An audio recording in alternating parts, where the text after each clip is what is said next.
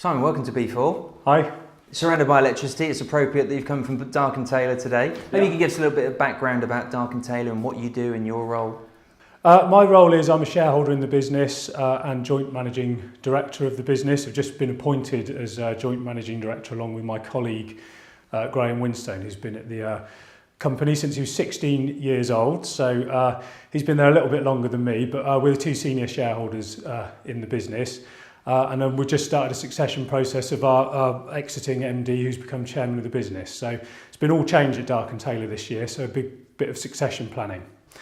Traditionally, we're an electrical contracting business. We've been doing that for many years, but more recently we've got involved in a lot more technologies, what I call other cables, such as fire alarm systems, security systems, IT, data network cabling, etc. So we're starting to expand our offering of services that we do as a business, basically. So don't think just electricity, but any other thing that has a cable on the end of it. That's probably what we're getting involved in as we go forward. So. And it's a big year for you, 60th anniversary? Yeah, so 60 years this year. So John Darke first started trading from Divinity Road in Oxford on the 5th of September 1958.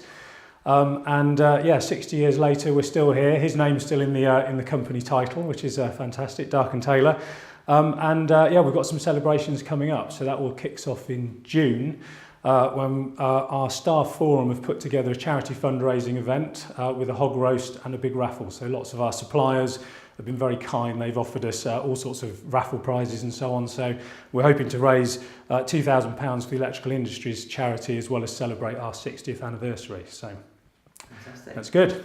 Must be difficult running a business from Divinity Road, not the easiest road to go up and down. I moved around Oxford quite a bit actually, so from there was another office in Cowley, and then Darke and Taylor in about 1973, I think it was, actually bought a company called Hill Upton & Co, which was Oxford's first electrical business, dating back to 1890. And they were actually based on George Street in Oxford originally and sold some of the first electrical appliances to the residents of Oxford many years ago. So hoovers, desk lamps, all that sort of stuff. And then subsequently, Darke and Taylor moved to Aristotle Lane in North Oxford.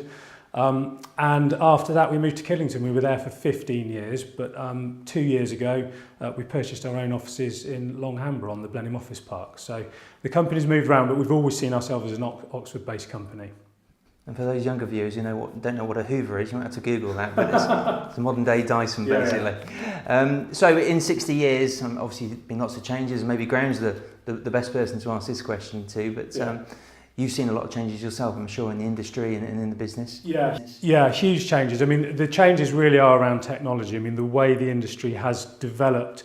Think of recent innovations such as LED lighting. I mean, it was a really big thing when it first came out, much more expensive than traditional lighting, whereas now everyone puts LED lighting when they're refurbishing buildings. So a lot of low to no carbon technologies. So in addition to LED lighting, we've been looking at electric vehicle charging, battery storage, and we've got a successful solar PV installation business as well, which we've been operating for about 7 years now as well. So big changes around the technologies that we install on our projects, basically. Other changes, obviously, we've moved a number of times and we've been through a number of rounds of succession. So my dad was the MD of the business up until about 2008. We did an MBO of him. Paul McNaughton then became our managing director and I became a shareholder along with Graham, and we've actually just appointed 4 new shareholders, directors in the business, so they've just come on board. So still changing, but we like to keep the business within the employees themselves, so we're not looking for an exit to an external party. We basically like that idea of kind of succession within our own employee base. Being 60 years old in a traditional business, I'm sure there's lots of values that you've held true throughout that period of time. Have been any major changes, or do you still see a lot of those values holding true? A lot of the values are around the people-focused kind of culture of our business. So in a lot of construction businesses, there's a lot of subcontract and agency labour used. We really pride ourselves on the direct employment of our own staff. We think that we can look after them, we can control the quality of the work we do, and lots of people come back to us for repeat business because they say they like the way we go about doing our business. So at the core, that culture of kind of investing in our staff and people. We've had an apprenticeship scheme for over 50 years. It's won awards. We're actually sponsors of the Oxfordshire Apprenticeship Awards now, so we're very, very involved in the apprenticeship scene. And that's a really important part of us because 75% of our senior management actually came through our own apprenticeship scheme. So that kind of organic growth by bringing your own employees through the company, giving them the career progression, that hasn't really changed. So whilst the technology changes and we've got a lot to learn about, the new technologies that are coming out, the actual that progression from apprentice through to management in the company is something that we really value. So talking about apprentices, obviously apprenticeships are key for lots of businesses. We've seen in the B4 network how maybe the graduate programs are being taken over by apprentices. Yeah. You, I understand, have 3 female apprentices.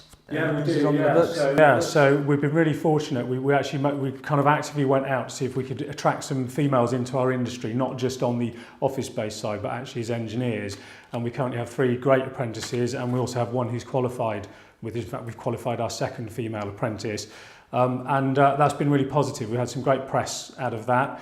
And they've been real great additions to our team, basically. They bring a slightly different kind of ethos to going about the electrical work that we do. They're really liked by our clients and our customers, and they're really strong candidates as well. So they're really passionate about actually training and learning to be electricians, which is fantastic because our industry is really, really male dominated. So it's really good to see some changes around that, basically. So that's been fantastic.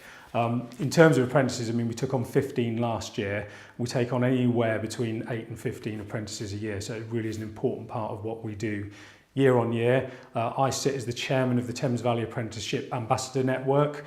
So again, we're very engaged, and our chairman, Paul McNaughton, actually sat on the Trailblazer, which agreed the standards for electrical apprenticeships going forward. So it's been a really big part of what we do as a business and something we're very keen to keep our involvement with. And if there's any more females out there who want to join the industry, then Darke and Taylor would be very happy to give you an interview. Excellent. And you're obviously locally based, but I understand your work takes you far and wide, London, etc. But you're keen to develop the work profile here in Oxfordshire? Yeah. Particularly in the last 10 years, we've had a lot of success in the London high-end residential property market, which has been fantastic, but it is in London. We have to travel staff there every day, and we're really excited about what's happening in Oxfordshire. I think the Oxford-Cambridge corridor is going to be a massive boost for investment in this area, and off the back of that, we want to be providing services to the people who are constructing the buildings, who need to maintain them and so on going forward.